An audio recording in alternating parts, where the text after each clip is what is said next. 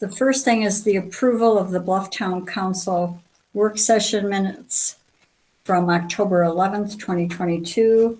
Has everybody read them? Are there any changes, corrections, modifications? They look good to me, Mayor. I'll make a motion to approve them as presented. Second. Any discussion? Then all in favor say aye. Aye. Aye. Anyone opposed?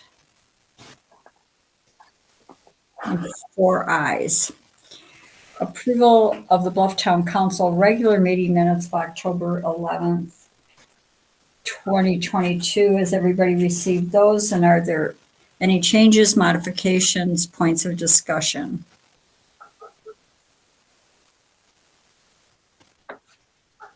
I'll motion those to be approved as presented also, Mayor. Second. Any comments or discussion? Then all in favor say aye. Aye. Aye. Anyone opposed? Then there are 4 ayes. The third would be the approval of the Bluff Town Council emergency special meeting minutes from October 12th, 2022. Has everybody received them, and are there any changes, modifications? I'll make a motion to approve those also, Mayor. Second.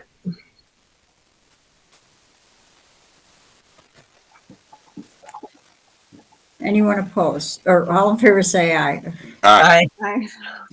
Anyone opposed? 4 ayes. All right, then moving to public comment. There will be a 3-minute time limit for each person wishing to comment. If you exceed that 3-minute limit without permission, the meeting controller will mute you. For the purposes of this meeting, the controller, I believe, will be Erin Nelson. Is that acceptable, Erin? All right, she's nodding her head. Then is there anyone in the public who'd like to make a public comment? You can either unmute yourself or let us know through raising your hand.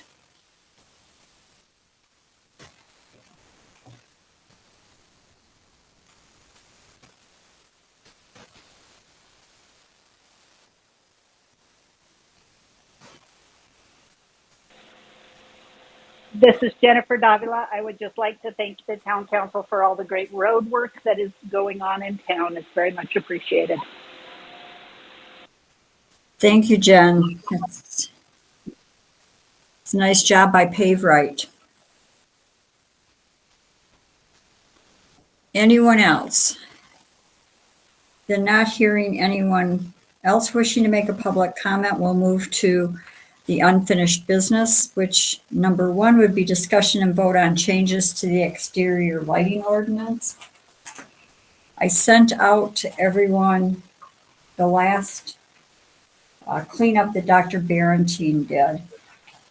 And I had directed him to leave open one. Well, first of all, we have a document that we can modify and change, but he took out the lines through the 3 different revisions, and he gave us a second document that converted things to bold as to what had been changed so we could look at it. Has everyone looked at that document? And before I move to the areas that I know we need to talk about and hear from anybody else, has everybody had a chance to read it? Yes, ma'am. Yes. So the couple of things that I would point out that he did, other than removing what are referred to as the red lines, which were actually 3 different colors, he put in the lumens for A1, A2, and A3 as we had discussed, but because we had not had lumens in those zones in agricultural 1, 2, and 3. So those are in the chart, which is table 1 in 6.60.060 D. And then the other change that was made was on the curfew, which is 6.60.070.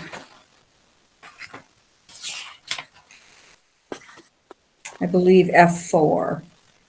So lighting of all illuminated signs shall be completely extinguished no later than 1 hour after the end of usual business hours and shall not commence again until 1 hour before sunrise of the following day.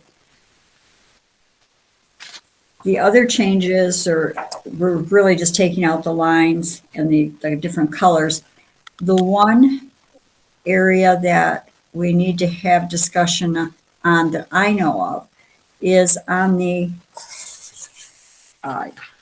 effective date for compliance, and that's in 6.60.030B. And if you all recall, and B like in boy, if you all recall, what he did was he put it in within 10 years of its effective date because that is the maximum that you can go out for international dark sky compliance. So I am within that 10 years would be the almost 2+ years that we had the ordinance in place. And now the ordinance, we've exceeded the date for compliance, which was December 31 of 2021. So the discussion around that should be what we would like to do with either extending a date or just having had it expired and just let that go and work with getting people compliant and businesses compliant, or whether you have an alternative other thought. So I think let's focus on that and then go back to anything that anybody else has identified as something they want to talk about. So you want to know what I think is the duration for the maximum thing? I've advocated that we're so close to 22 now, there's no reason to push it that far out. So, I would think end of this year or the end of next year is kind of where I am. And I'd prefer the end of this year where I am.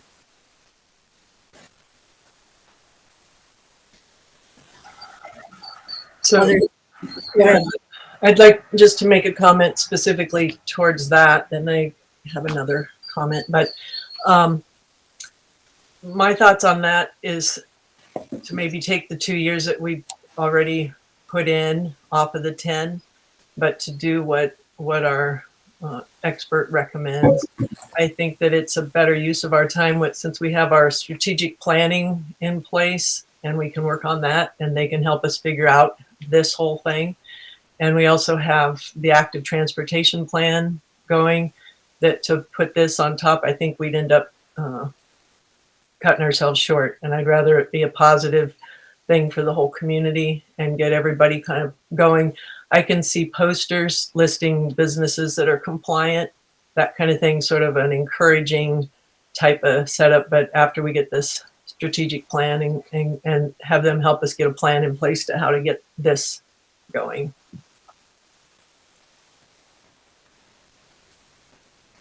Linda, any comments? I think 2 or 3 years from now. Okay, so the comment I have is really a clarification, Lou, that within 10 years of its effective date is not a recommendation, has never been a recommendation. It's a marker as to how far out you can go. Dr. Barentine did not make any recommendations on duration at all. And I don't want people voting thinking that that is a recommendation from Dr. Barentine. He left that to our discretion and our discussion. We don't have Jim here, and I really wish we did, but he's obviously excused. I could go with extending for 2 years more, but I'm not able to vote for anything more than that. My preference would be to say we've exceeded the compliance date because there are businesses and people who have complied, knowing that it would expire December 31st of 2021. And I don't feel like it's fair to those businesses who've put a substantial amount of time and money into being compliant to then extend it. I could be persuaded to look at up to 2 years, meaning taking this, like what we haven't done any enforcement on for 2022, extending it to the end of 2023. But I can't go any further than that. And my preference would be we just move on and continue to work with compliance. I like 2023, Mayor. I'm with you. We've gotten so much work done. There's no reason to kick the can down the road. We got to get street lights done. So, you know, do I need a motion to try to get that in and we can vote on that provision to see where we are? I'd like to just comment that back to what Ann was saying, that as far as the businesses that have made the big changes, those are ones that were for sale, because we do have an ordinance in place that if you have something for sale, or if you have something new that you're building, those were under the ordinance already that's here. This is an ordinance that we're adopting to make some changes to that original one. And so I'd like to make the motion to have this adopted, as he says, changing it from 10 years to 5 years. And part of that 2 years already in place, so an additional 3, and have that going on all the other recommendations off of our expert that we hired and contracted with, Dr. Barentine. So, Luann, for clarification, what is the date that you would think you would want to see in there? So I would say the December of 24 would be 3 years added to the first. We had 2 years. Part of that was COVID. I'd be happy with that. I'd prefer 10, but I'd be happy to compromise back to that, which would be a total of 5. I do remember in his first part, it said 10 years, and now I see it's been changed to within 10 years. So, and he did say, we could make it shorter than that, but I think that would be the easiest on people in town and the easiest for us to make it work and to work through our planning and everything. So it'd be 2024. Okay, so the comment that I would make is that, for instance, the San Juan School District has invested a substantial amount of money to replace their lights, and they're not for sale. And one of the businesses that has replaced substantial amount of lighting has been on and off the market. So I'm not considering that that's somebody who necessarily folded only to the sale piece. So Luann, They've been just in good faith trying to go along with it. So, the purpose of all these additions is to get the designation. I want to make sure everybody's aware of that we're not just, hashing this over and over. This is so that we can get the designation piece in process. And I also want to thank everybody who's worked so hard over years. This isn't just this last month or two. It's been years, with starting with planning and zoning and pre-incorporation. People have put a lot of work in, all of you, but planning and zoning, the community. Dr. Barentine has been very quick at responding back. The business owners have been responsive and helpful. Diana Davidson found this Dr. Barentine. So anyway, thanks to everybody who's working towards this, and it's a real positive ordinance. If she doesn't have a second for her motion, Mayor, I'm going to make a. okay, let's wait. So I had her clarify the date. So Luann's motion, I think to recap it, is to adopt the changes that have been made and have the the end date for compliance is December 31st, 2024. Is that right, Lou? That's right. Okay. Is there a second?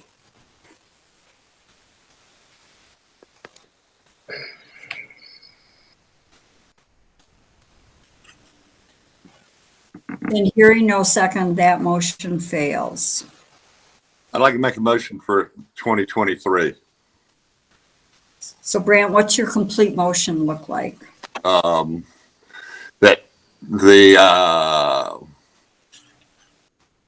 time for adjusting your lights in compliance with the law is completed by December 31st, 2023. I second it.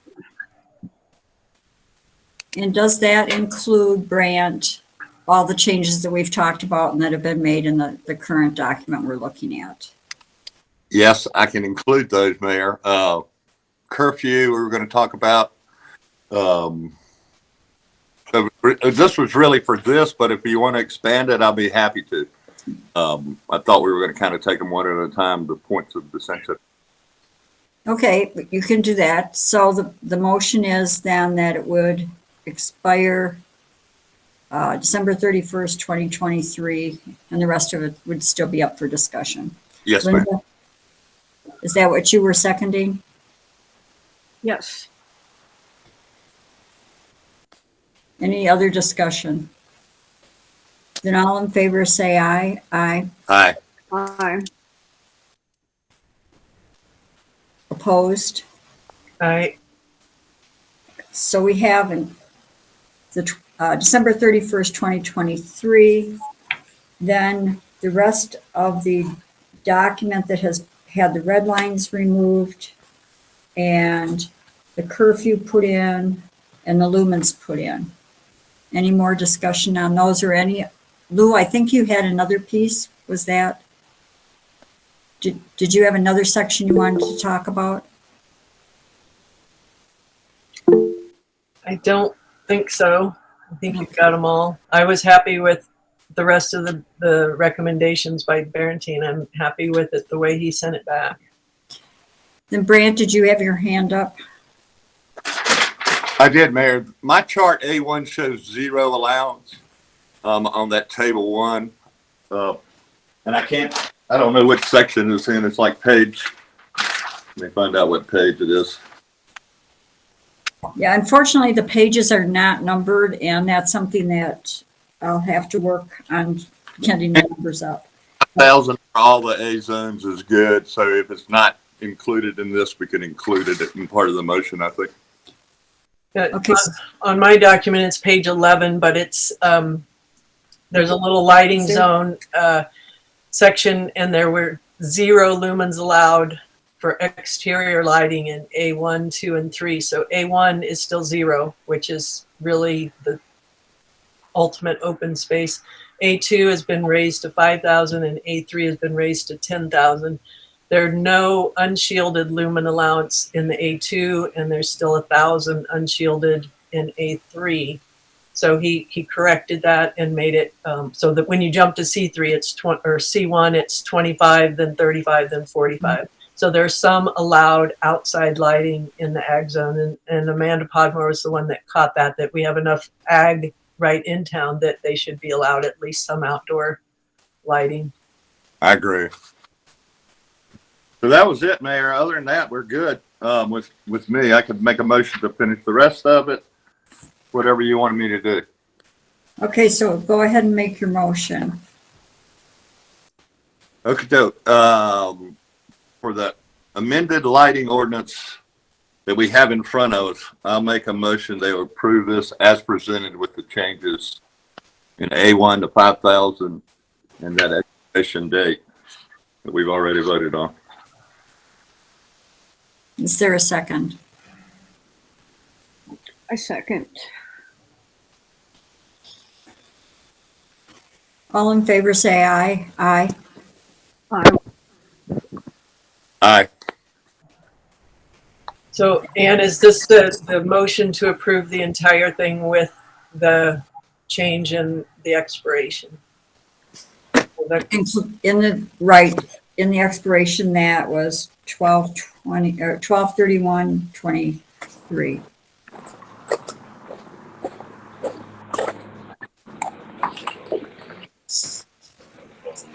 Anyone opposed? I have to be opposed just because I don't want that forced on what is already here and should be grandfathered in. All right, so 3 ayes, 1 opposed. The ayes have it. We now have a document that I can go through with hopefully the help of our manager to make sure page numbers are in, proper closure at the end for signatures and that type of thing for the posting that we need to do. And then we can begin working on the application for International Dark Sky designation. I think Lou Ann said it all. I don't need to repeat what she said. She did a great job of thanking everybody. Exactly. A lot of hard work, so thank you all. Mayor, I'd like for us to consider go ahead and looking at our street lights as towns, and go ahead and maybe take a look at trying to get those done as part of our town compliance to this too. I've already been in touch with Merlin, and I don't recall his last name, who's our representative for Rocky Mountain Power. And I have the list of who owns which street light and everything. I just have not had the time to do what I needed to do to contact everyone, other than Nancy Sumner. She and I did have a conversation a long time ago. But I can get back to that, or maybe get a committee to work on that. So thanks, Brant. You bet. Thank you.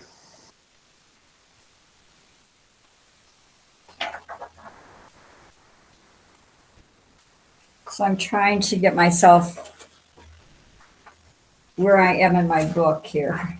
Give me a second. The next thing is number 2, discussion and vote on recommended applicant for the Town of Bluff's Planning and Zoning Commission. And then discussing what we do about the unfilled position. Planning and Zoning recommended Malia Collins as the person to take one of the 2 available planning and zoning seats that will be available for filling on, I believe, and Erin, correct me if I'm wrong, is it January 1st, December?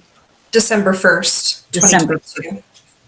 And so if we approve Malia Collins, then we still will have 1 empty seat, which we should talk about after we talk about filling this one. Are there any motions on that? I'd like to make a motion to approve Malia Collins to the Bluff Planning Board, please. I will second. The only comment I have is that I think she interviewed really very well with planning and zoning, and they were quite impressed. It'll be a good fit. Then all in favor say aye. Aye. Right. Aye. Anyone opposed? So there's some paperwork that has to be done when we get to the end of the month of November, and the manager and I will work on a couple of things, but then she'll take office. She may, certainly feel free to sit in and listen. And I did have a request from her a few weeks back, so she picked up one of the Bibles from the Utah League of Cities and Towns to start looking at. We do have 1 seat that remains unfilled. It's my opinion, and it's only my opinion, that we do not need to rerun the ad in the San Juan Record. I think it's sufficient if we continue to advertise in our community, because it does require that the person who takes the seat be a resident of Bluff. So what I'd like to recommend is that we just continue to work at filling that seat by talking to people, announcing it maybe every meeting at the end that we still have 1 seat. And if there is anybody who's interested, we can put on our town website. I would recommend we put on the town website to put in a letter of interest for planning and zoning so that they can look at interviewing people. Brant?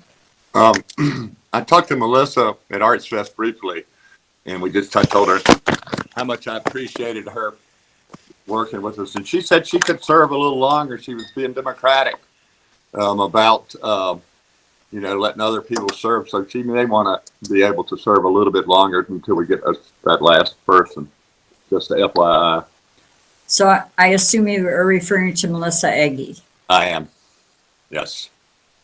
Well, she certainly is able to put in a letter saying that to that effect.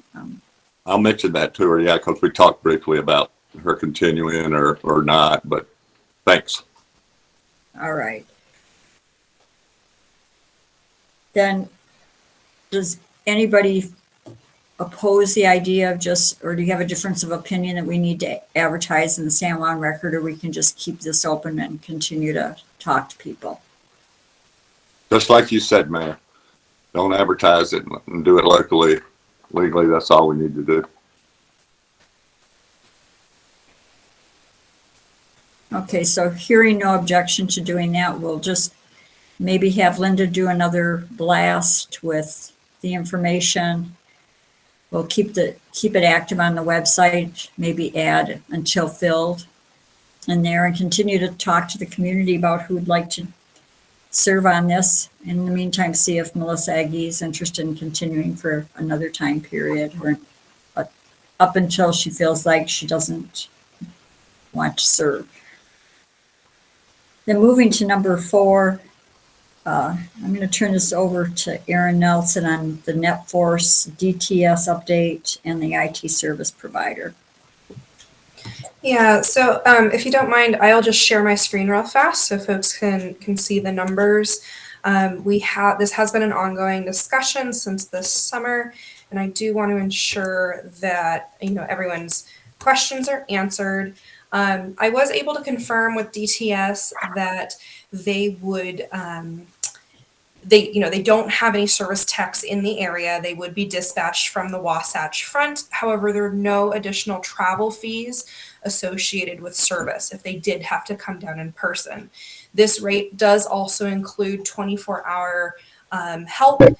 They have a phone line, and they have like a service center that you can access and chat with an assistant if needed.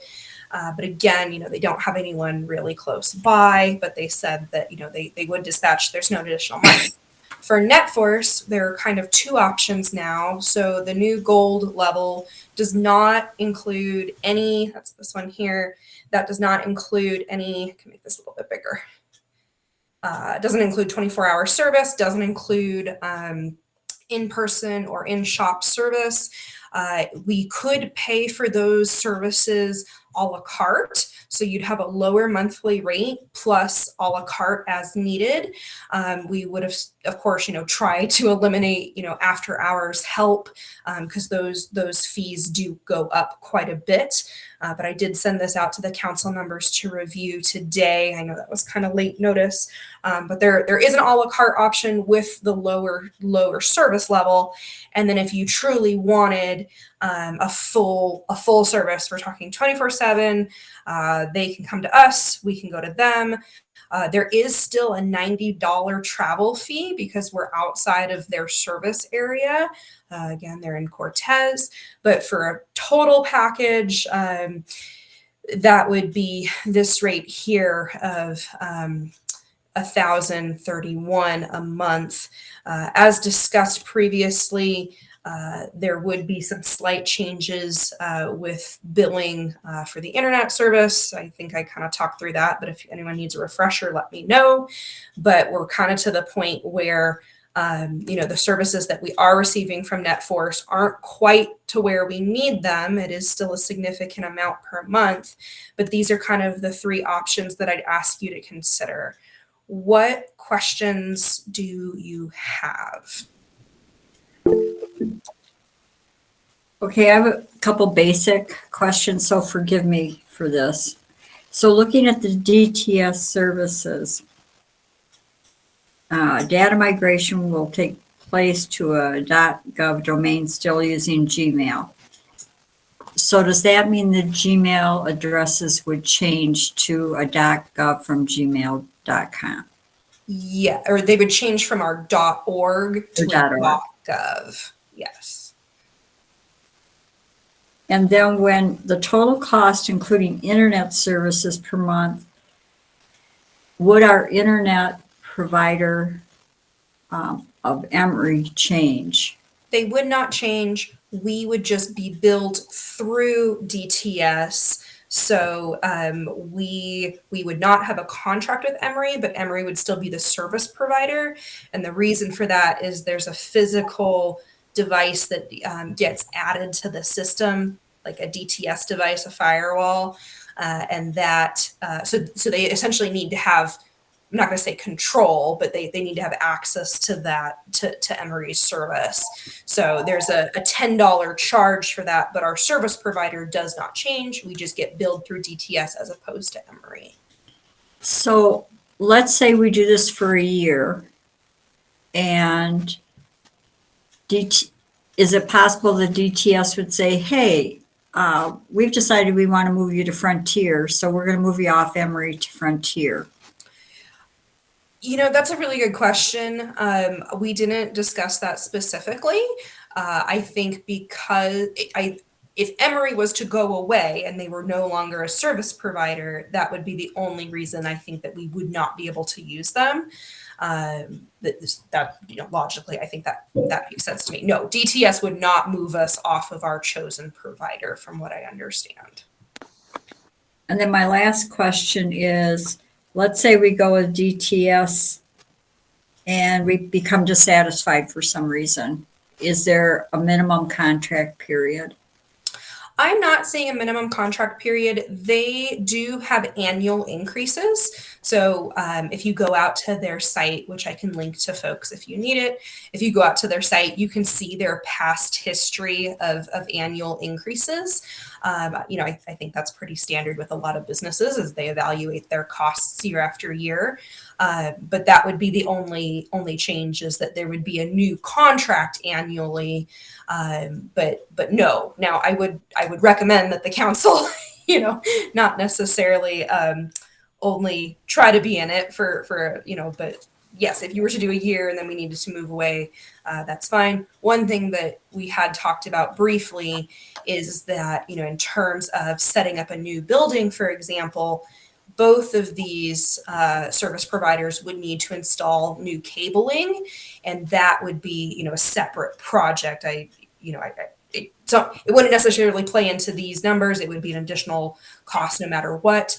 But of course, you know, the coordination might be different from what we experienced with NetForce, with DTS being located so far away. Brant, did you have a question or comment? Yes, ma'am. We do have technical capability in-house now with Craig. And so I anticipate a lot of stuff could be handled between he and, you know, if there was a problem, I would think we'd have Craig on the phone trying this and trying that, with not driving people back and forth. So that's something I thought about this morning, and I thought we do have more capacity. You know, are we trying to make a decision tonight? Because it seems to me it would make more sense to stay with NetForce with this gold package. If that includes a lot of driving, I want to think about that and Craig being able to get on the phone and solve problems. I'll stop right there and just kind of get y'all's reaction. Lou? Yeah, so my question is, I don't want to assume something. I know you've done a lot of research, and I appreciate you doing all this research because it is something that it's kind of new to all of us. And we've, you know, managed through, but what don't want to assume, but I am assuming that you would prefer that we switch to the DTS, the governmental forum. And is that your recommendation to us? So that's a very good question, Luann. So I think initially when I started this process, our communication with NetForce had significantly diminished. Since that time, the person who was kind of assigned to our contract is no longer with the company. And so I've actually been dealing with one of the executive owners. And so in that, just them, I would say from a relationship standpoint, just with them being more flexible, even giving us the a la carte items as opposed to trying to force us into, trying to force us into like a platinum level package where we don't need anything. They've been much more understanding of our unique needs. So I will be honest. Yes, when we started this process, I really thought DTS was probably going to be a better option. But given that the prices are much more in line, you know, you're not saving a ton of money, and there are potential concerns with the geographical distance between DTS. The only thing that I would say, I personally would not recommend the highest tier option. And I appreciate what Brant said, that we do have other resources in house. And, you know, just having myself, I know, in the office will help as well. I don't want to incur those extra costs, but it would be helpful to know that they're only a 90-minute drive away with NetForce specifically, excuse me. And what you're showing us here, I mean, I've got it pulled up myself too, but are those the exact same package? Do you feel like we have the same security and all of that? There's nothing that we would lose going one or the other? No, I don't think so. I think with DTS, there is a benefit that, you know, they serve they serve a number of municipalities and entities throughout the state of Utah. However, you know, all in, whatever we do, we just want to be protected. So yes, I would say that these packages are apples to apples in the current presentation. Okay, and then my only comment, if that is true, NetForce wants a little bit more, but there's also the advantage of shopping local. They are community members, so I can go either way. I kind of like the .gov for our names, but other than that, I don't have a preference as long as we're secure. And I believe, so NetForce could transfer us to a .gov. It's just a little bit more involved. So that process still can take place, but I would, it would be an assumption. DTS does that all the time, transferring to .gov. NetForce, I know they know how to do it, but you know, there would be additional considerations, and we would want to make sure that, you know, all the boxes are checked to get us to that point. But they are able to transfer us over if we wanted to do that. Mayor, do you want a motion? Linda. Oh, Linda. Yes, Linda. This is not really related to either of them. This is, I just want to make sure I'm on the same page. What does it really mean? Does that mean if I'm using my government computer at home, or does that mean I have to use it in the office, or what does that mean? How would you explain that? The first part cut out a little bit. Are you asking about the VPN? No, I'm just saying, what does so I'm not asking about either of them, actually. I'm saying, what does it really mean, security? Does that mean my computer that I'm working on at home, my governmental computer, is protected? Does that mean I have to be in the office? So this is not even related to what we're talking about. Yeah, so the actual security for the computer, right? So we're looking at viruses and malware and things like that. And because it's a government computer, ideally we don't have just like, you know, the basic stuff that that everyone else has. Both of these are a pretty secure, and I can't speak to the exact applications, but like they're municipal level protections to protect against viruses and malware and, you know, things that could go wrong. That does not eliminate the risk of human error in clicking a phishing email. Both entities have said that they will provide some additional cybersecurity training for us, so that's great.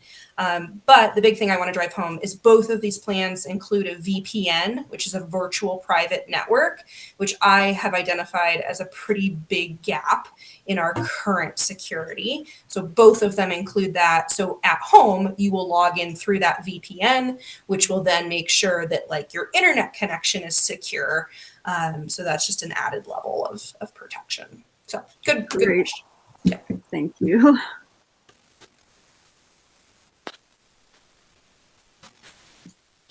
Any other thoughts or comments?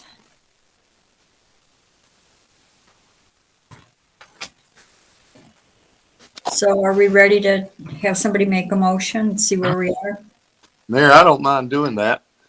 And I think we should go for the goal level in Cortez and talk a little bit about our capacity with our technician with those guys. But I like the idea of, and is it a month-to-month contract, Aaron? Is it an annual? No, so they would just require a 3-month notice of discontinuation of service. Okay, So we'd have 90, we'd give them 90 days notice. I'll stop right there with my motion. I'll second it.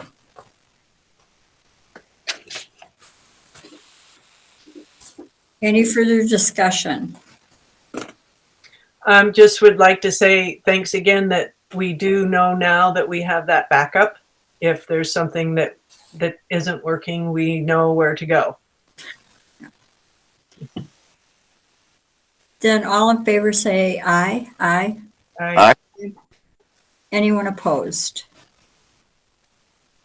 All right, 4 ayes. We will stay with NetForce and we'll let our manager forge on with setting everything up that we need to do. Aaron, thanks. Good job on checking all that out for us. I appreciate you. Thank you all. This was a huge relief to get this finalized. So I appreciate your patience throughout the process, and I will let you know if there's anything that comes up. Well, don't worry, I know where to find you when I start struggling with this. All right, moving to number 4, the addressing update, including a discussion of Class C roads versus Class D roads. And Erin, why don't you take that?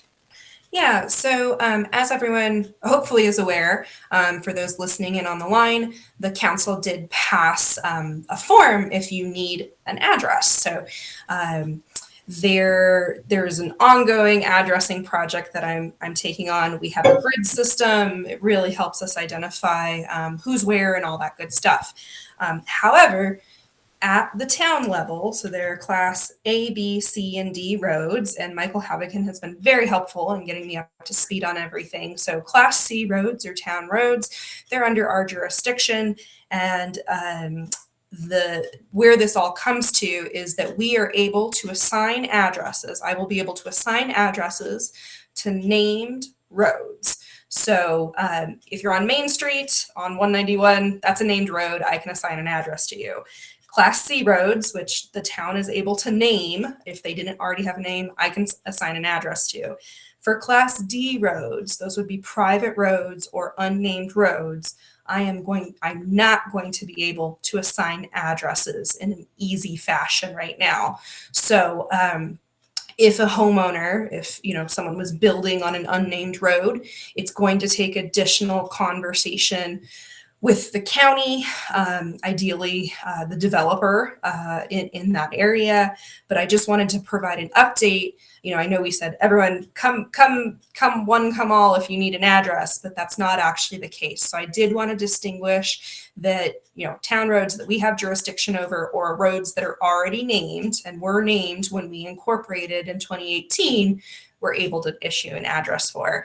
In addition, kind of a second point, I am to the point where I'm able to verify addresses on all those named roads. So, if anyone wants to self-select that they want to verify their address compared to our grid system, I'm encouraging them to do so. Over the next couple months, I'll be working with individuals. There might be ones that I identify through my process that don't align to the grid, and we want to make sure that you're on the grid. So it makes sense for emergency services. I'll be working with folks, and I'll also be working with business owners, specifically businesses with multiple hotel rooms, for example, or multiple buildings, because it's really important that we were to say, if you're in building C, room 10, and you call with an emergency, the dispatcher knows exactly where that's located. And our system and our updating system actually allows us to get down to that minute detail. As of right now, no buildings in Bluff have that detail, but I'm looking forward to being able to provide that update at the state level again, especially since our dispatch for emergency services is now out of price. So come to me if you self-select if you need verification, but otherwise I just wanted to let everyone know that that'll be a project I'll be working on over the next couple months. Any questions? Erin, you've done a great job, and I'm really thankful that when you offered to take it on and I said no, I am so thankful that I recognized the foolishness of saying no. You've done a really good job, and it's a process, particularly when it gets dropped on us like it was. And Certainly, and I've heard throughout the county that it's not a surprise. It's not an unknown fact that Bluff did and does have issues with the addressing system. Some of the folks, even at the county level, readily admit, they said it was not given to us in a very good state. So I'm really looking forward to bringing it into compliance with, we just want to make sure everyone's safe, and it helps us in the long run. So. And just to tack on one piece of information, for those folks listening who or read about this and think, okay, I'm on an unnamed road that's a private road, what do I do? Code Plus, everybody get those Code Plus signs. Those numbers really are linked into emergency services. And so I think we all should have them. That would just be my preference, but get it. Go to Rural Utah Project, get your sign, put it up, and put your magnet by your phone so you know what the number is. But thanks again, Erin. Any questions, or shall we move to 5? All right, number 5 is the Community Development Block Grant update, reminder of the bidding process and deadlines, and then a phone conference with the transparency regarding ARPA matching funds. Erin, do you want to start off with this?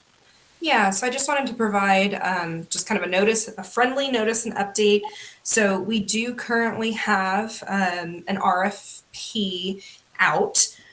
Bidding closes October 28th at 5 p.m. We are ideally hoping to find a qualified bidder who would be able to complete all phases of this community Bluff Community Center rehabilitation and ADA improvements project. And the reason that would be the ideal situation is that the project deadline is December 31st, 2023, which means that if we were only able to find an architect or an engineer, we would be at risk of not completing the project if there's not, a construction piece associated with that. So I did want to put that out there. We've received a couple interested parties, but at this time, I don't believe we've received any official bids yet, unless Linda or Ann have seen any in the mail. I have not. No. So I was going to talk about the conversation I had with the Transparency Division of the state regarding the use of the ARPA matching funds. My question is around, if we don't get a qualified bidder, can we scale back? And are there restrictions on the ARPA funds that I didn't pick up? And the woman I talked with sent me an email the last day or two, but quite honestly, I haven't had time to sit down and read it. So I'm going to move this on to the November 1st, which is the November 1st agenda. But the difficult thing is that November 1st is when we open the bids, the sealed bids, I believe, and talk about them. But I should have more information, and I'll send it out to everybody once I get to the point where I can read it and get it out on a timely basis. Any questions by anybody? Any thoughts? All right, then number 6, update on active transportation advisory committee and the advisory roles and email addresses for the committee. So who's doing the update on active transportation advisory committee? Lou? I can do that, and then Erin can add in on the specific things, bylaws and that sort of thing. It's the Active Transportation Advisory Committee, and Erin suggested we call it the ATA, but if you want another acronym. So we're continuing to work with Bike Utah. He came to the town council meeting, he came to a committee meeting. Vince Locke was here at the Arts Festival, put a table up, and he also interviewed some people around town, kind of getting a feel of what's going on. We are going to post our minutes and our meeting schedules and things on the town website. So townofbluff.org. If you go there, there will soon be a tab that says committees. And then the roads committee, the active transportation committee, any anyway, we have some more. Sorry, I can't remember. But anyway, that will be a tab there. So if you want to see what's the progress, the most of the community engagement part will start in February. So there'll be more there, but there'll be work ahead of time to get things set up. The one of the questions we had with the committee was how we communicate with the community. To make sure we're fit within the guidelines of what the council wants from the committee and so on. So we need to kind of work through that plan, because that's the goal of the group. And then what we worked on the last meeting was a stakeholder list, identifying people who have already expressed interest or have sent letters of support, and just kind of contacts and how to get a hold of those people, and how to keep them all in the loop. So, and then Erin, you had a request for a letter and so on. Yeah. There's a lot going on with this newly formed committee. So yes, as Luann alluded to, there is going to be that stakeholder list. They're going to bring that to town council, and they're seeking approval on how we communicate with those stakeholders. One of the big questions, I think, as the committee is looking at the bylaws tomorrow during their meeting, is this idea of like an advisory role, or having people outside of the community join onto meetings. And I think the way that I'm seeing it is that they are very much driven by community engagement and engagement in general. So I would like the council's thoughts on if we want to have strict advisory roles, what that would look like, or if the alternative is to have 5 members who are making the decisions and the recommendations to town council. You've got that core group, but it be kind of an open session in which the committee and anyone who's jumping on anyone who's jumping onto these meetings is able to have these discussions. Any thoughts? I think we need some outside advisors. I know the Swansons helped us initially. They're bikers and were successful in getting a mountain to the downtown Bozeman Trail. So I'm for outside advisors that are familiar with Bluff and that sort of thing. And so I'll advocate for that and stop right there. Linda, anything in particular? What we have had on planning and zoning, someone that doesn't live here all the time. I kind of think that in one way, each committee needs to kind of decide how much input they can handle. And I think, Nancy and Tim would be really helpful. But there may be committees that don't want advisors, that, if you already have 5 or 6 people on a committee, you could have supportive public calling and making comments. So I'm not opposed to having advisors, basically. And, that's for this committee, Linda. I wouldn't say all the committees are the same, but this committee is going to be a bike path.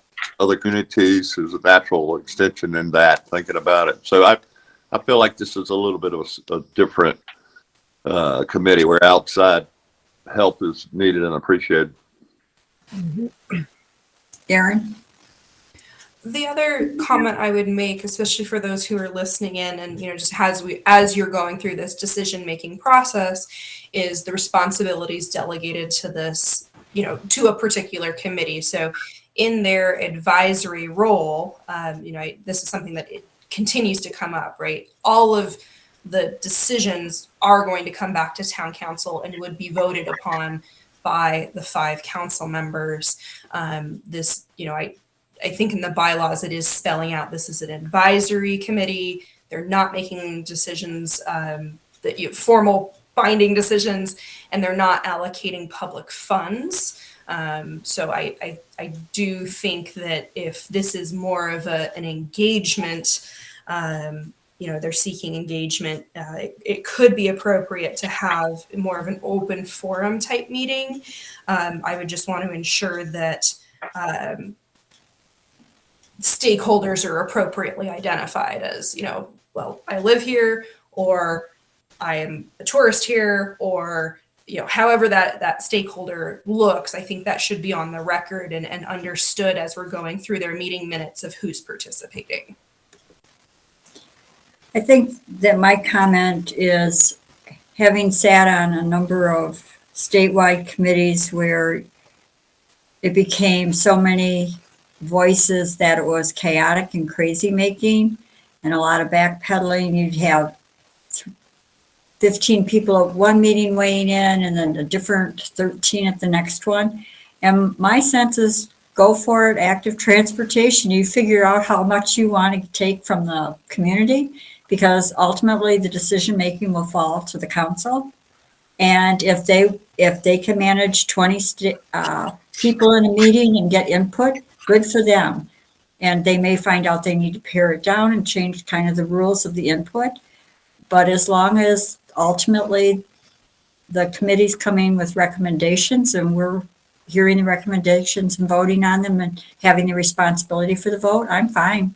They can call it what it is. Okay, so they'll be talking about the bylaws, I believe, in their meeting tomorrow. The other thing that they asked was about having like a designated email address. And I would like to ask that the council maybe consider this. November 1st looks busy, but in one of the November meetings, I think this is going to kind of come to a head. And I'm hoping to get some information as to how other municipalities handle committee email addresses. Right now, each of the planning and zoning commissioners have their own, P&Z email, but it's not through our domain.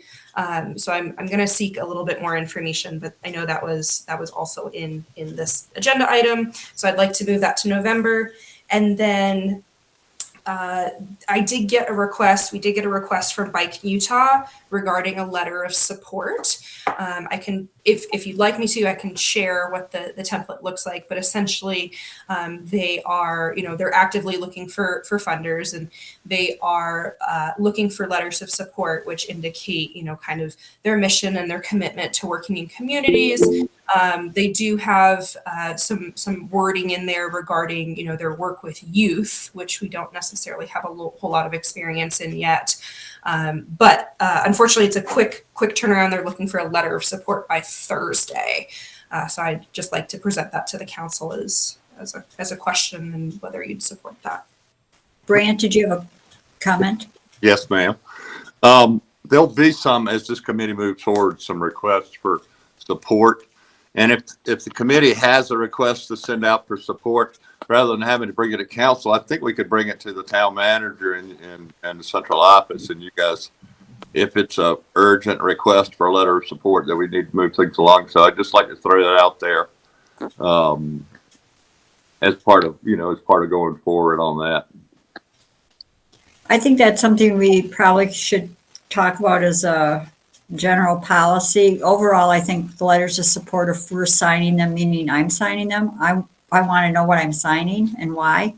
But I think we should talk about it. I think there should be a mechanism. On this one, I think it's a really good idea for the council to sign a letter of support, or the manager on behalf of the council. But if it's a quick turnaround, Erin, do you have a template that they sent out with language? They did provide a template, and I would modify it a little bit, just given that, our relationship with them is relatively new. We don't have years of experience, but I think we would be able, I could see filling that out, saying that, thus far we're looking forward to our work with them, and they've been very responsive in the business transactions taking place. I'll make a motion go ahead to send that once you guys approve that, since time is of the essence. No, second. The only thing that I would add, is that we should probably look at the date we started actually working with Bike Utah, which was probably two plus years ago, maybe 3. So we have a little bit of history, but COVID interrupted it. I found some information today. I went back through my old file, so I'll get that to you. That would be wonderful. Thank you. And then as much as I love having a town manager, I still think that things that we send out ought to be signed by the mayor if at all possible. So they can read my scrawl. Okay, I don't disagree with that. So all in favor say aye. Aye. I, Anyone opposed? All right. 4 ayes. I'll get that ready for you all. One other note, they had also requested that the committee maybe look at it, but I feel as though, in that advisory position where everything's coming up to the council anyway, it behooves us to send it out it behooves you all to send it out as the town as opposed to that committee. And I think that's appropriate. We can discuss how letters of support will go in the future. But if anyone, has any comments on that or opposes that, let me know. I just think it would be good to send it out when you have your draft or whatever, just in case there's something that the committee sees that maybe should be added or shouldn't be in or something. Just, it might be nice since there is a day in between. We do meet tomorrow, but otherwise. Sure, and I can probably reference the committee as well. But I don't know if it's appropriate given their advisory status. Right. They be sending out letters of support at this time? No, I'm not suggesting that. Just sending it as kind of a read before you send the final. Absolutely. I can get that done. You and Molly looking at it. Yeah. All right. So then anything else on that topic? All right, then moving to new business, number 7, report on Bluff Waterworks meeting on October 12th, 2022. Linda and I went to the Bluff Waterworks meeting. The status of the water is very good. They've fixed some breaks. They are meeting again on November 9th. So at the end of the meeting, which we started at around 7:09, and or usually by about 7:19 we're done, 10 or 15 minutes, but we spent quite a bit of time talking because Bluff Waterworks has asked that they have a joint work session with the Bluff Town Council. There's a very rapidly moving movement to begin wrapping up water rights and reallocating, adjudicating, certificating in the state of Utah. And I'm not good with the phraseology, but the bottom line is that Bluff Waterworks has expressed concern that we all get on the same page, that we, it's time to set aside our differences and have a work session where we talk about what water rights are out there, what water rights might be at risk, what the state might be looking at. Marks Powell sits on the Water Conservancy for San Juan County, and that meets November 15th again. So they suggested meeting November 9th, which is a Wednesday at roughly 7:30 after their normal business meeting. And I think it's an excellent idea. When I went to the Navajo Nation in the state of Utah, federal government, lengthy meeting explaining how the water rights were being reallocated to interface with the treaties and the agreements with the Navajo Nation. It does pull water away from other areas, which is not a bad thing. It's just that that's what we're faced with, and we all know water is an issue. So I would ask that all of us make ourselves available on November 9th, and I will work with Aaron and Kathy Carson to kind of cull through what water information we might have that would be helpful for that meeting. So copies of the various plans and studies that have been done, anything that we can see. And then, I mean, the idea is to try to come up with a plan that we can all agree to keep Bluff's water in Bluff. So anybody have a question? Linda, do you have anything to add to that? They did feel like our 50-year plan was a good start. And they seem to feel like it's good that Sunrise is doing some water right work for us right now. So that was encouraging, I thought. Yeah, I think, go ahead. Mayor, that'll be fantastic. So we'll remind you again and remind you again and again, because I think it's really important. And this is a public meeting, so it's not limited to the council and waterworks. It's certainly a public meeting that anyone can attend. If it looks like there will be much of an audience, it is in the library, so it's a smaller venue, and we might need to do some quick reconvening if it looks like there are more people than the library can handle. Any thoughts or questions on that? All right, moving to number 8, the San Juan County Commission meeting today. Let's just say that the public comment was interesting. There was a public comment made. The person stated that she had more than 500 emails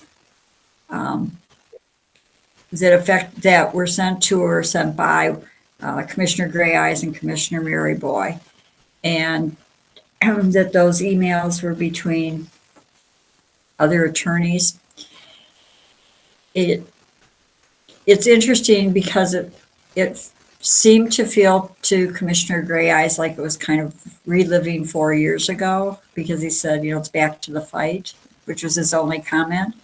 And other than that, the meeting was pretty uneventful. It was a lot of business-related things. I jumped off fairly early on because there was another meeting that was more important in terms of the content.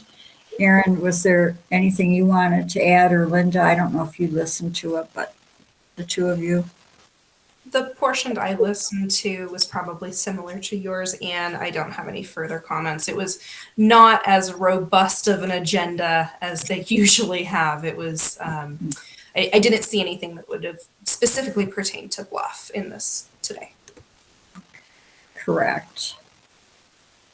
All right, if there's nothing else there, we can talk about number 9, which is the report on the pre-disaster mitigation plan meeting that was held today, October 18th, 2022. I just want to preface it before I open it up to the people who attended on the council.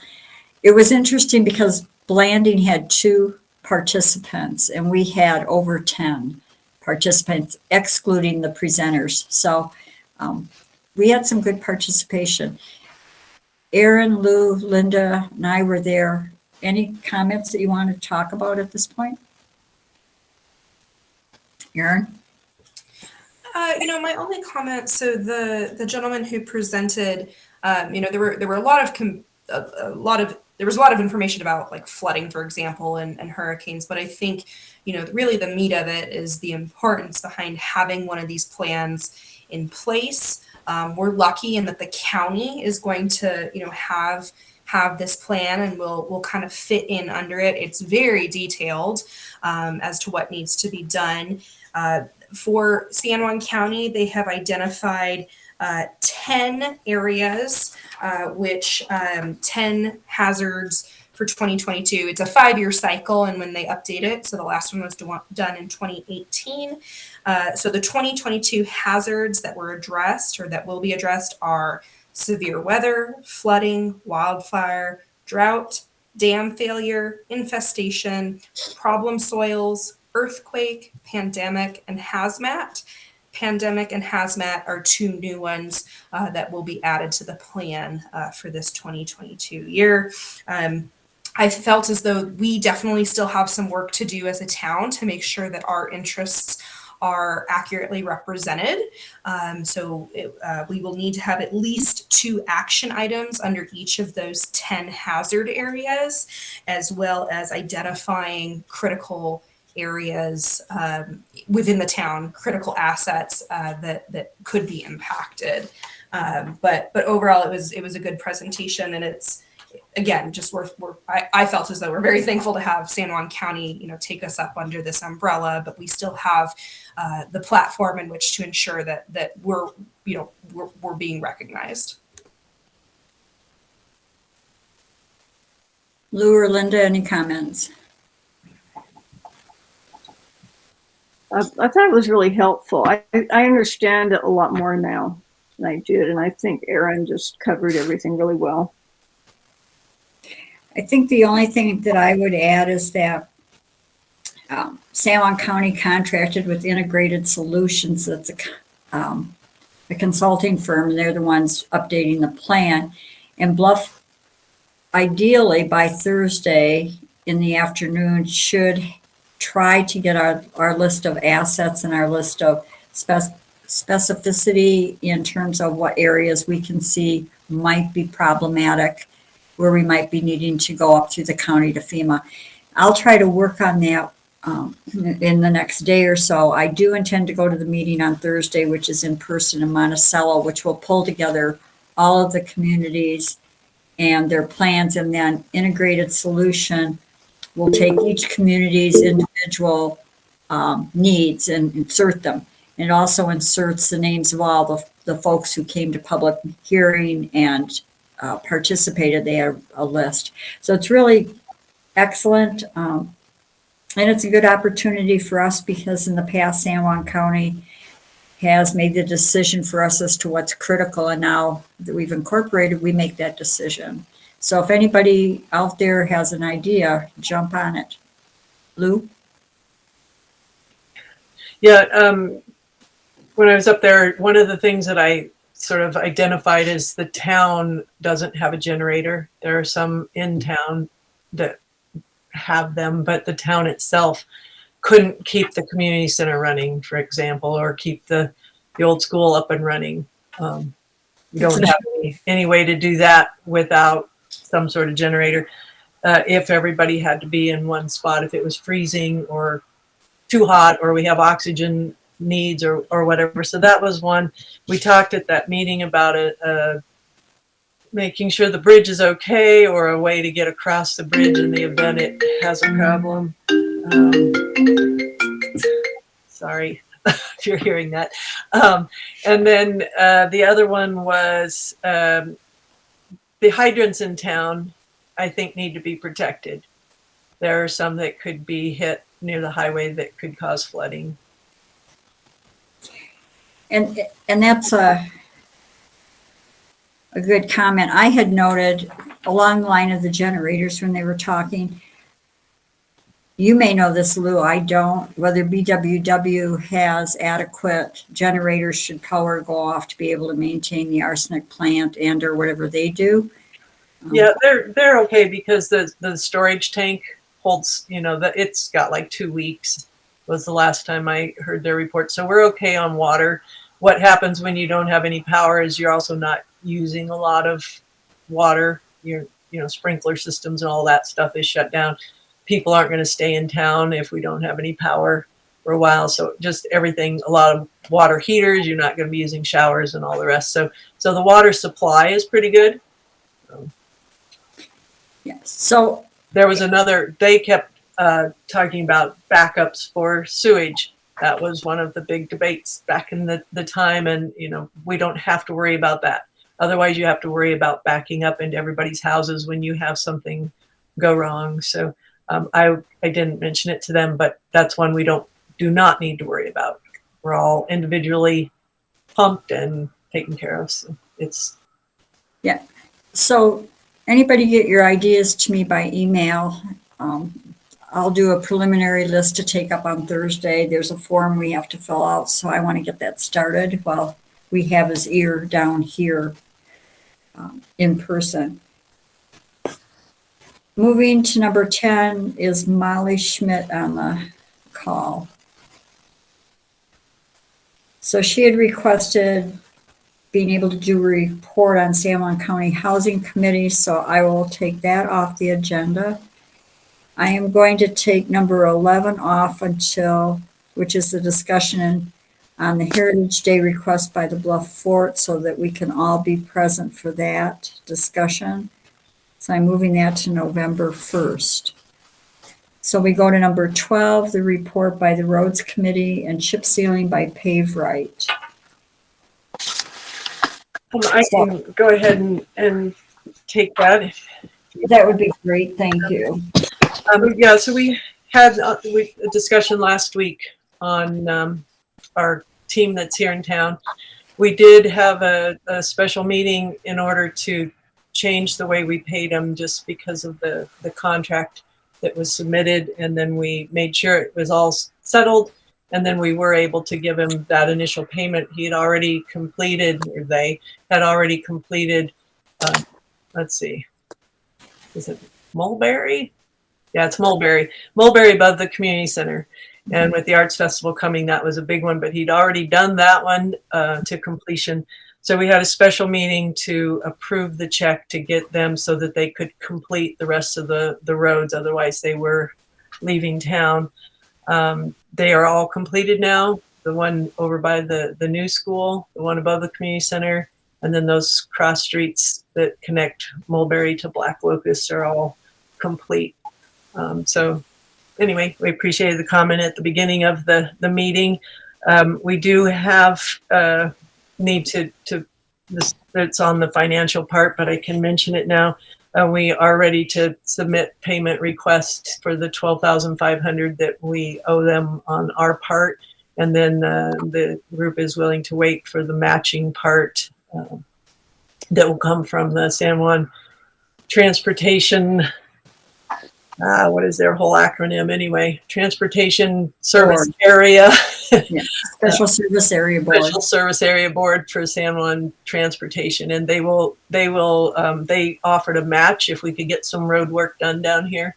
So we're still catching up on things that have been needing done, but we do need to get them the $12,500. Well, the road work looks good. Is Michael Havocan on so we can hear what his view was? Yeah, he's not on. I did talk to him earlier. He was in town all day, and I'm glad you mentioned it because we did talk about having a meeting tomorrow morning, you and me and him to drive around and look at what was done, if that's necessary. But he was happy. He's been in contact with them a couple different times and looked at a couple specifics, and I called him up with specifically, are you happy? And he said, yes, he was. I am happy. I went around and looked at everything as well. And then my soon-to-be son-in-law has done this sort of chipping for 8 years. And he also inspected them, got down, took the surface off, looked at the thickness, showed me a lot of things of what we already have in place, which I thought was asphalt. Turns out it's chipping. So anyway, that's a learning curve on all of this, but yeah, all parties seem to be very happy. Okay, so I have two comments. The last that I'd heard from Michael Havocan was that he had a punch list that he was working through, and it sounds like he's not all the way through that. If the three of us are supposed to take a look at it, he just wanted to have the meeting, but he was happy. He said he had talked to the Pave Right guys, and they had done everything that he had brought up, and they're still in town. They're doing a couple other projects, and we still have that we need to submit to the Transportation Board. So if there's, they're still here if there's something that he missed.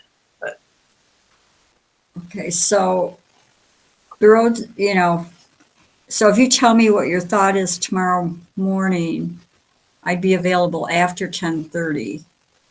So you and Michael, if you want to talk about getting together to look at what's been done. should we say, like, is 10:30 too early, or you want to say 11? How about, let's say 10:45, I can be ready by then. Okay. Just have to remind myself. Okay, but Text me if you Where, shall we just meet at the lodge? Yeah, and then we can just ride together and just take a look. But there are no concerns. We just need to make sure that we get him paid. Well, let's do that in the financial. I haven't seen an invoice. So if there's discussion about any kind of payment, let's move that to 14 and let's cover 13 so I don't forget. Any questions about what's been done on the roads? Okay, moving to number 13. Really good. Thanks.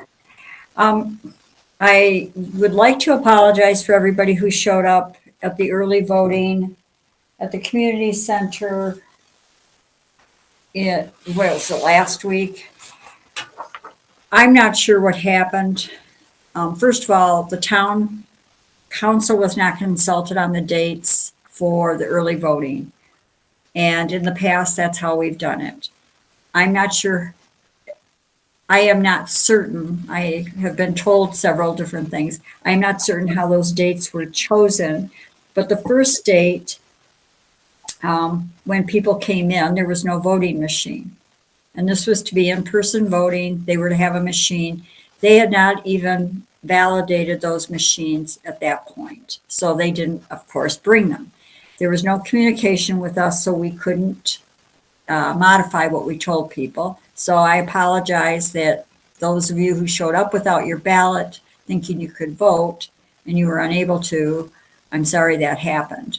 So in terms of trying to keep life straight for the next one, which is November 2nd, I've asked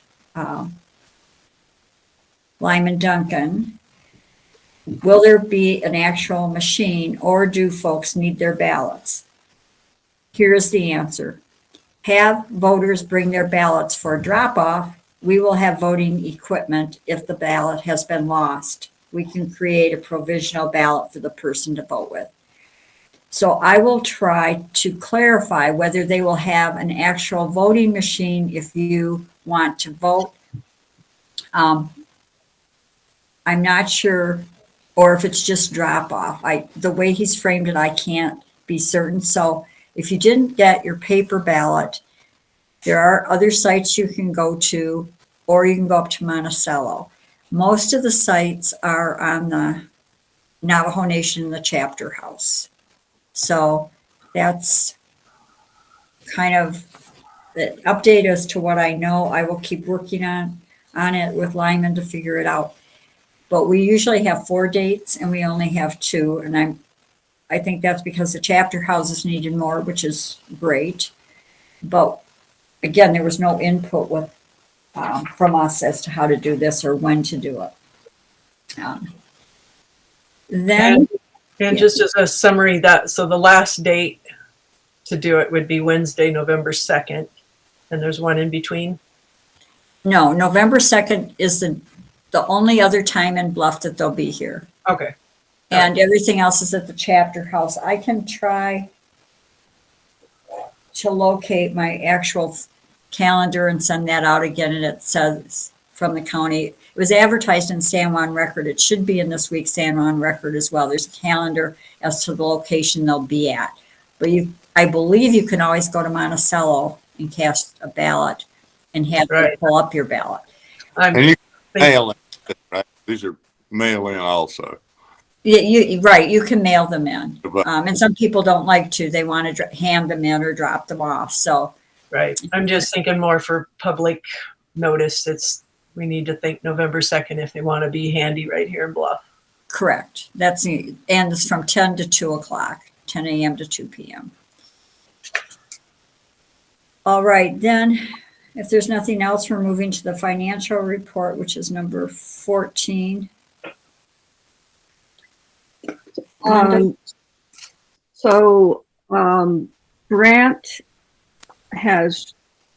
did the bank reconciliations for September. This was the end of the quarter last month. So all the quarterlies have just been finished. Let's see. So, so I sent out the list of bills to be paid for this month. And I didn't get Lou's request until right before the meeting, which is I'm surprised I even saw it. Her request was to add the $12,500 that will be due to Pave Right. And so, you know, I've been reading the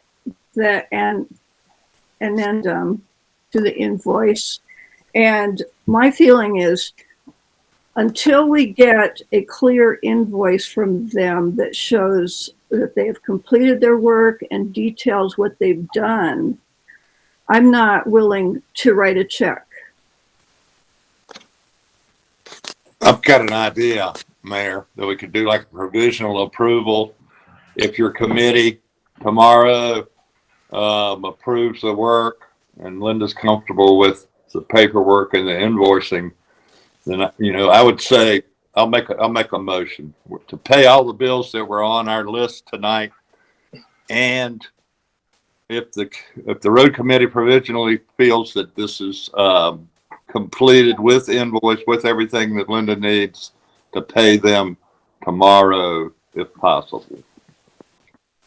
I would second that.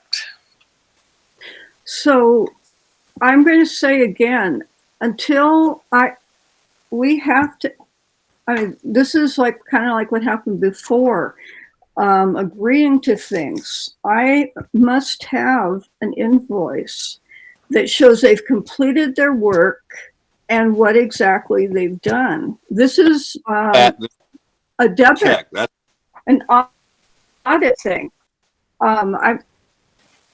This is how they've worked, I assume, with governments before. You don't, until you get the correct paperwork that you need, that's when you pay. That was part of Brant's motion, is that it's contingent upon having the invoice that separates out this portion. And after we meet and take a look at it, that was part of the motion. it is. But, okay, Which, that means two pieces here. Your invoice, you're saying you look at it tomorrow and see if it's okay. So yeah, you could look at it tomorrow and see if it's okay, but until we get a clear invoice that has everything that we need, I don't think it's appropriate to write a check. That's my motion. I just want to be sure I'm clear because I haven't even checked. I mean, I haven't checked emails in several hours.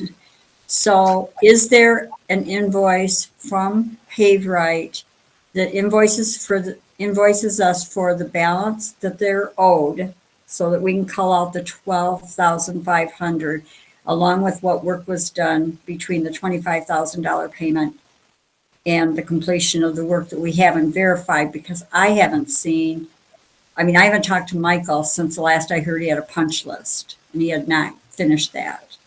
Yeah, so we were going to try to meet today, and today was booked for you. That's why we booked it for tomorrow. So it was just kind of a roads committee meeting tomorrow, but we can certainly look at it. The invoice was for the total amount, but then at that meeting, they were happy enough with getting the deposit and then the remainder of our half paid now, and then they are willing to wait for the half that comes from our matching grant. So that invoice was all in as a total, but we can get them to do a specific for this portion and they can bill us for this specific portion. That's what we can do in the morning. I'm really irked by being pressed by these people multiple times. And I don't want to hear any more about, well, they're willing to wait or not. We'll pay them when we get what we need. And you know, that's, I'm tired of this. No, that was exactly what we agreed to from the start. So Erin has her hand up. Erin? Regarding the match for San Juan from the transportation, do we need to submit a complete total invoice to San Juan County for that? So it does need to detail out the 75,000? Correct. They need the full invoice in total for all of the work done in order to provide us with the match. At least that's what we were told last time we did the match. They were very specific. So to confirm, are we asking them for a second invoice? Because I would think in terms of billing, we need one invoice, $75,000, which indicates that we've already paid a deposit of $25,000. And then, just have that backup documentation of, well, our remaining balance is 12.5 as indicated today. That would be my recommendation because that's what they wanted before, was all on one invoice so they didn't have to sort it out. So there's a motion and a second. All in favor, say aye. All right. Aye. Opposed? I'm opposed. I'm opposed. So now we're at 2 and 2. So there's no, So with the idea of having it contingent upon having what you need in the morning, if what Aaron just explained to me, what I understood was that you want one invoice, and then the invoice is a total invoice, and then you subtract what's been paid, then you subtract what's been paid, and then you say this is what's left to pay them, and that's what that total invoice showing all of the parts is what we would submit to the transportation board, and then they would pay their portion. But it doesn't have anything to do with paying what we owe them, what we have agreed to. okay, so for me, my rationale is I need to start at the very beginning, which is I don't have my question answered about the punch list that Michael Havocan told me he was working through. And the agreement is that both sides, the agreement we signed for the addendum was that both sides would agree that the work was complete. I can't agree that the work is complete because Michael told me there was a punch list and he was working through it. Well, you still have the backup of the other 37 to hold over their heads to before they get that paid if there's something that he still has. He told me it was all I'm done. okay, So- so we're at an impasse. It's 2 and 2. So We could call a meeting later, but we're not going to get anything done on this tonight. that's correct. And that means that Linda can't pay any of the bills. I could make another motion to go ahead and pay all the bills but that one, Mayor. I'll withdraw my first motion, or it failed for lack of quorum or a majority. So I'll make a motion to pay all the other bills, and then we'll just have to figure out how to get this other one paid. Is there a second? I'll second it. All in favor, say aye. Aye. I'm Opposed? No. We've got to pay our bills, people. All right, so the bills that are on the list that were submitted to the council can be paid, and we can continue to go down the path of how we handle this when we have differences. So on the other, in terms of the only other I have to report is we had a septic issue at the senior center section. It's been determined at least pretty clearly that the problem is within the senior center area, most likely a grease trap. So Tammy Gallegos and I have talked about it. I've talked about it with Mac McDonald. Right now, our side is all clear. The leach field's fine. One tank was pumped. Tanks are fine. So we're focusing on the senior center and the cleaning practices of the grease trap. Anybody have another other?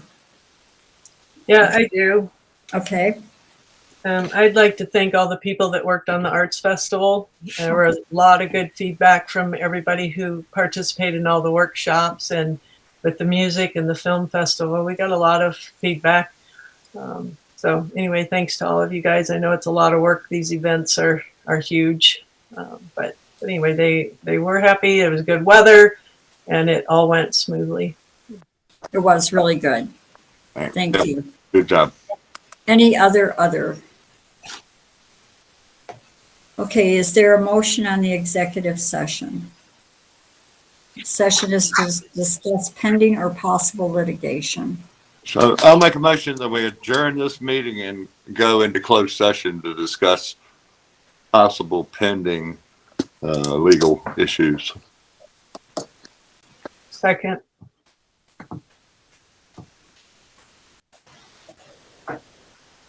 Does the motion include then adjourning the meeting after the conclusion of the executive session? Yes, ma'am. All in favor, say aye. Aye. Anyone opposed? Then we'll go into executive session. When that's concluded, we will adjourn from this meeting as well. So we will not be coming back to this meeting. We will log everybody off and log the council into the executive session. It is 7:30.